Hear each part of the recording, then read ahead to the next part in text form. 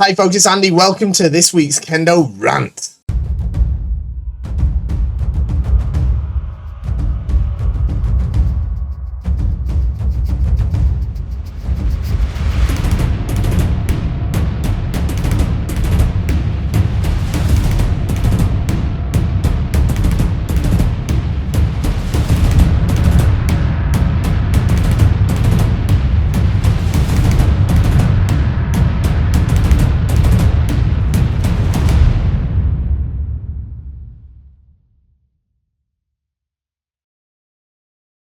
Okay, so here we are for another episode of Kendo Rant. It's been a little while, about 2 weeks since we last did an episode. Been away last week in the US of A. What a fantastic place. I've been up in the Rocky Mountain Kendo Club, up in Buena Vista, Colorado, last week for a very, very special project that's been a long time coming. Long-time viewers of the channel might have some idea what that's all about. But there's a video on the way all about it very, very soon. Air up there was super dry. All my lips are all chapped and cracked and stuff like that because I'm like weak to the elements. So apologies already for any sort of weird stuff like that you can see in these wonderful high resolution videos that we have these days. Anyway, it was a great trip. It was a great trip. I'm really looking forward to bringing you the video and the footage about it. It was great. So we've got some fantastic questions for you. We're going to get to them in just a minute. But first, don't forget, you can help expand the Kendo community. We've already had maybe, it must be like nearly like 1,876 people probably start Kendo now since we started this initiative of liking, sharing, subscribing and writing a little comment down below saying, wow, what a great Kendo video or something, you know, words to that effect. So there's somebody on the periphery of just about to start Kendo gets suggested a video from this channel or a similar channel and decides to start Kendo. That is how we can use the YouTube algorithm to probably grow the Kendo population exponentially. So make sure you do your job and do that. Do your part. Also, support the channel, shop at KendoStar.com, the best Kendo equipment website in the known galaxy, universe, multiverse, history of all of it.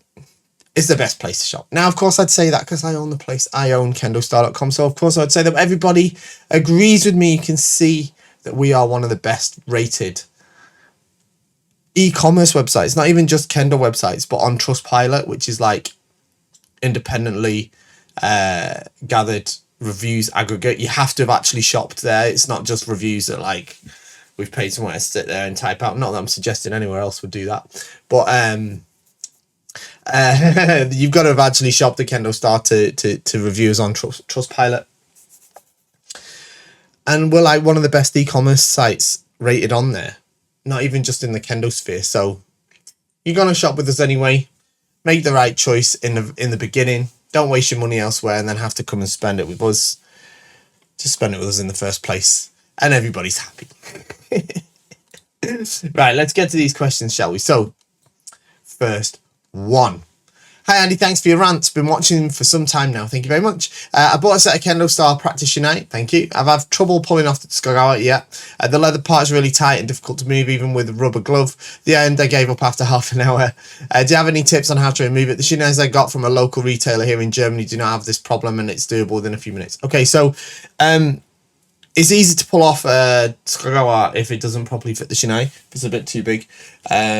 But the problem you have then is like it's very easy for it to stretch or to rotate around whilst you're using it.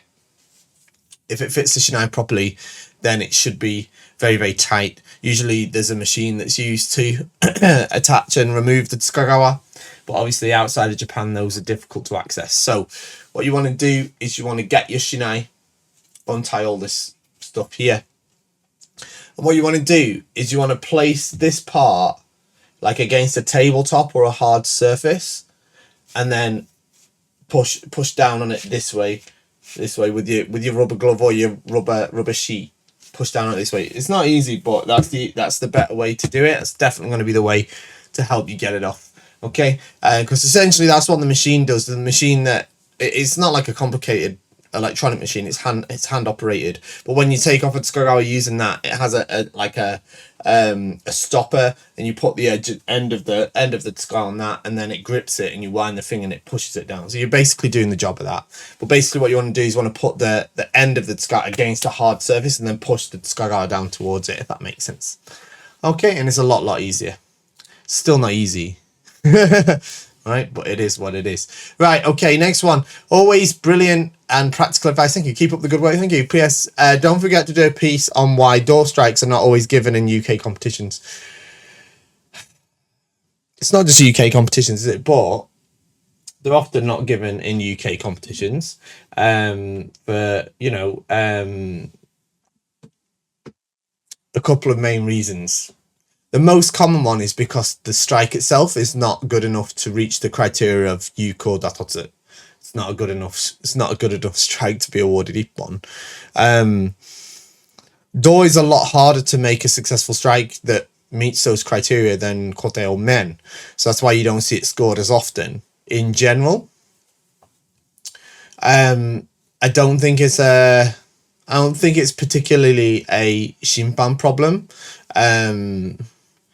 Especially not in the UK. In the UK, if anything, there's more of a problem of strikes been awarded that haven't quite met the criteria rather than the other way around. In other words, we can sometimes be a little bit too generous. So I don't think it's a Shimpan issue. I think it's probably an issue with the overall quality of the strikes. So, but it depends. I mean, it's not necessarily always that. It is difficult. It's difficult to make the good door strike, and does need a good quality Shimpan to recognise how it differs from other techniques and how it should be judged against the criteria of you called that onto the valid strike. But for the most part, in my experience, generally the strikes are not quite making the grade. So yeah. Okay, next one. Andy says, what's the difference between the Vanguard X Protective and the Murmidon Cotes? Is it just synthetic leather palm? Would the synthetic leather wear out more easily than the bleached deerskin on the Murmidon? My child received the Vanguard Extra Protective Cote last week and she's so happy with it. Good. First thing we did was bashing each other's as hard as we could until Mum told us to stop. I'd also like to have a special shout out to your staff, Ezgi. He's extremely patient and super fast when answering emails and requests. To the audience, guys, don't make the same mistake I did. I went cheap with Borgo before and now I regret it. Nobody's paying me to say this, but once you experience the KS quality and customer service, you really can't go anywhere else anymore. Thank you very much. I really appreciate that. Okay, so a couple of things there. First off, Ezgi is female. So she is extremely patient, and she's excellent. She's a great member of the team. And she's pretty good at Kendo too. She's Kendo 4th Dan, so she knows what she's doing. Right.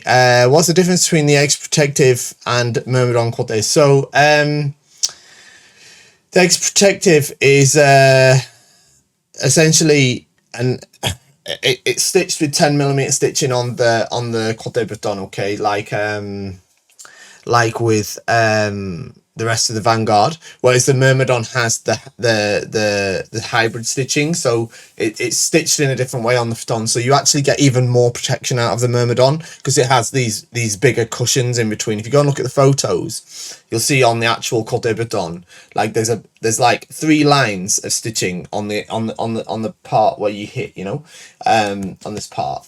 Three lines of stitching, then there's a big gap, and then 3 more lines, and then that big gap creates this big massive cushion, and that's the thing that sort of it's one of the main upgrades of the Myrmidon over the standard Vanguard set is that stitching. Now that kind of stitching is it's obviously a little bit complicated, quite pricey to do, so that's why it does have that price upgrade. And then of course we have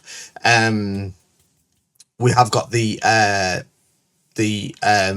genuine deerskin, bleached deerskin on the Cote palms rather than the synthetic leather.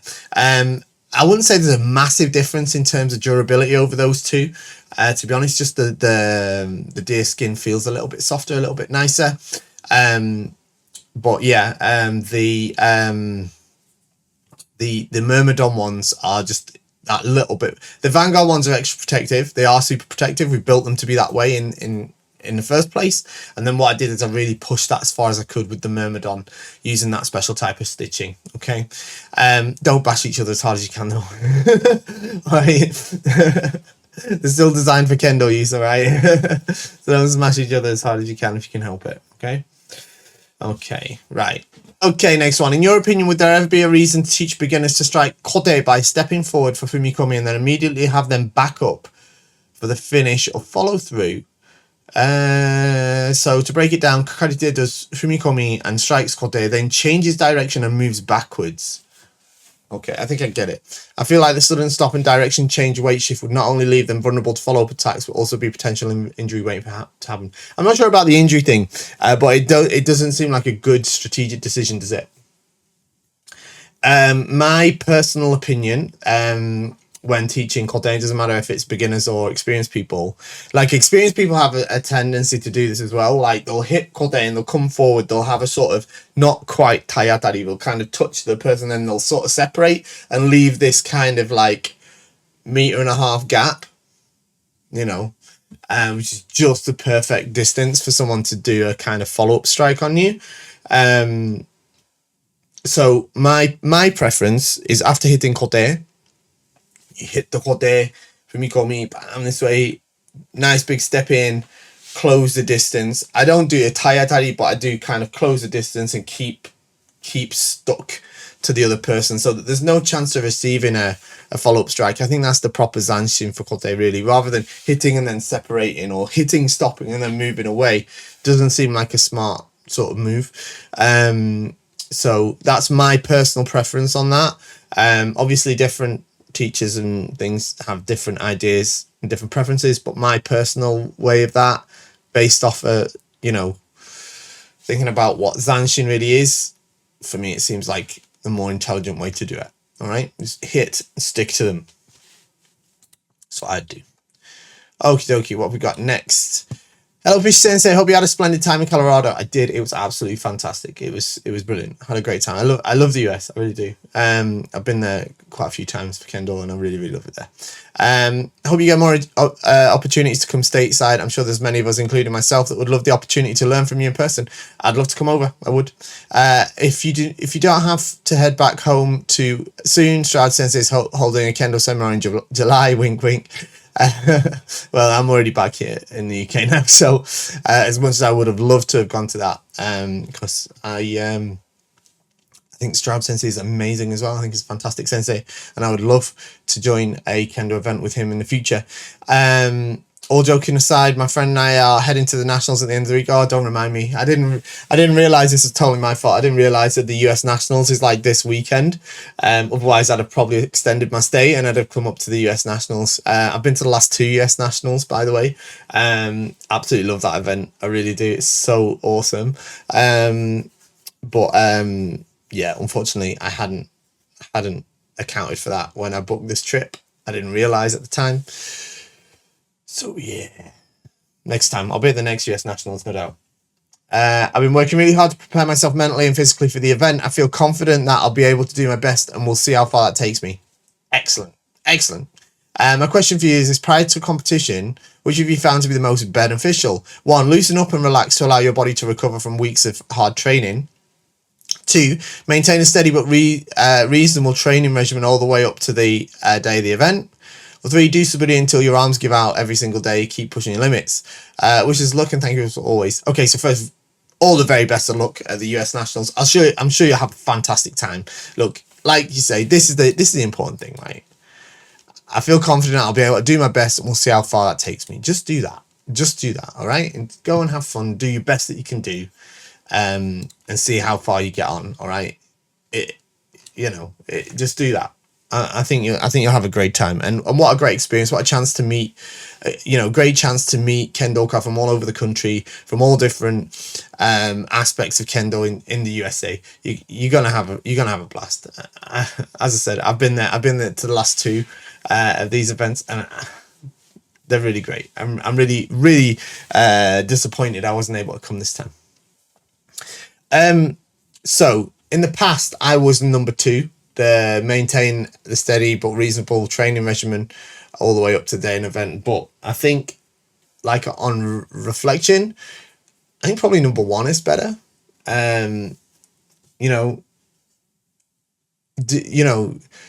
train yourself really hard up to like a week or 2 before the event, and then chill for a bit, nice, and then just, like, don't totally abandon Kendo, but like just train loosely and lightly, keep yourself moving, but without, overtraining, over tiring yourself out, or of course, worst case, injuring yourself. I feel like it's probably the better option, and that's what most like top level athletes do. So that's what I'd do. I definitely wouldn't go number 3. I don't think that's necessary. Okay, but have a great time and all the best of luck. I was going to say, I got hit on the men a bit too much. To remember to ask this earlier. Okay, so this is from someone from Rocky Mountain Kendo Club. So we just saw each other a few days ago. 99% of the time, men strikes are fine. I'm good receiving them. Once in a while, though, they do hurt. Yeah. With your new extra thin men pad, would that be a good option for me, or should I adjust how I wear my men? Thank you, all you've done, and the Kendo community as a whole. Okay. I don't think you need the men pad. To be honest, especially like you say, it's 99% of the time it's okay, and it's every now and again you get one and it hurts. I think that's the same for most of us, if I'm honest, but I think we did have a bit of a look at how you were wearing your men. I think my wife Miyuki gave you a bit of a hand with that as well. So keep trying with that, and I think you'll probably find that that's better as well. But I think there is an element a bit that there is always going to be a case of every now and again you're going to catch a men's strike and it's like, that was a little bit,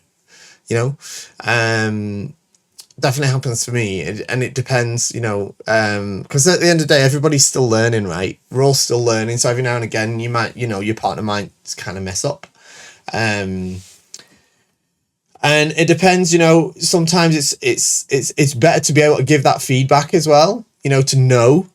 Like if you overly do the padding and then you can't tell the difference between the good strikes and the strikes that are a little bit heavy-handed or not so good, then it's not really the best outcome for everyone either. So I don't think you need a pad, if I'm honest. I think the best thing I could advise is just make sure that the men's tied with the hemo at the right height. Yeah, not too low. Not too high, not too low, and that you pull the men down a little bit forward as you pull them, so that pressure comes off your ears, and I think it'll help. Okay, all right. I wish you the best for that, and thank you again for the fantastic time in Rocky Mountain Kendo Club. Next one. Question about Deiho. Do you usually say onegaishimasu to each opponent you practice with through keiko? For example, when the class is rotating as a group, or is it more usual just to say at the beginning of practice and not really again? I guess same question for arigatou gozaimashita at the end of each partner keiko. I usually just say thanks in English because I haven't got the knack of saying that one quickly yet. Right. This is an interesting one. So I say it every time. Onegaishimasu. I say it every time, though I don't necessarily always say it out loud.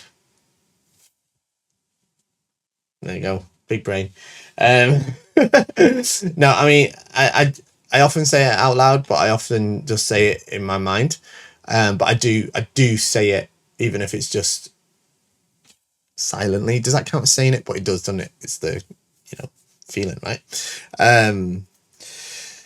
But there's,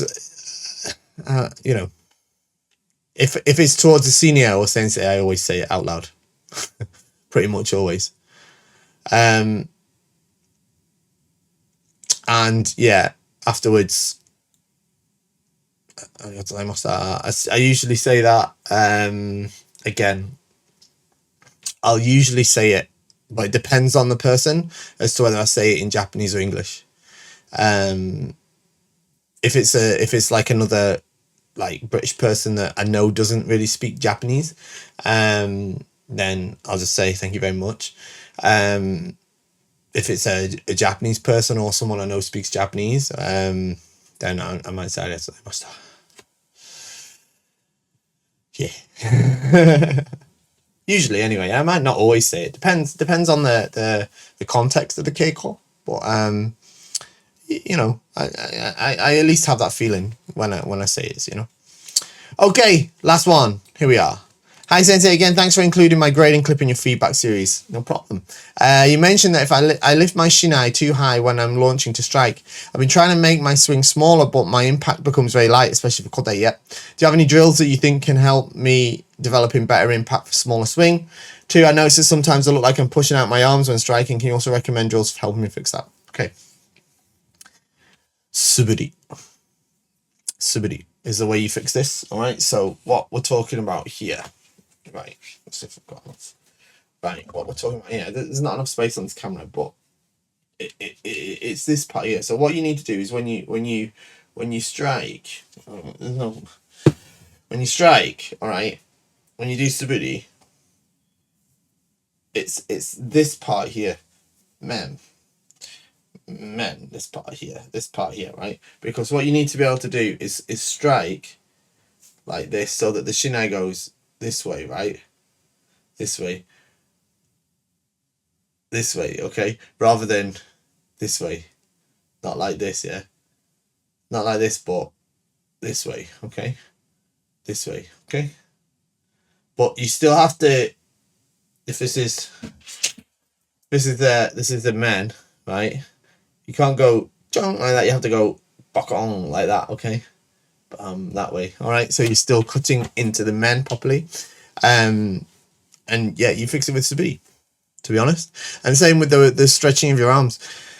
But you have to repeat it loads and loads and loads and loads and loads and loads and loads, so that your body becomes aware, all right? And then you develop the good flexibility in your wrists, so that you can make a small strike and still pam, pam, pam, that way, pam, like that, and not dush like that.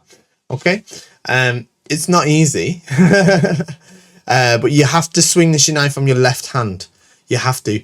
Part of the reason people swing the shinai sort of like that is because they're pulling it with the right hand. They're kind of swinging the shinai with the right hand. So you have to push it forward with the left hand, okay? Push it forward with the left hand that way. Okay? Go and watch the video I've done about how to improve your men's strikes. Watch some other, like, you know, you can watch the men's striking mechanics in that in slow motion. Watch some Japanese, you know, players as well. Watch it in slow motion. You could see the mechanics of how they do it, and then try to copy it. Okay, and there we go. That we're at the end. Okay, great. So thank you everyone for joining me.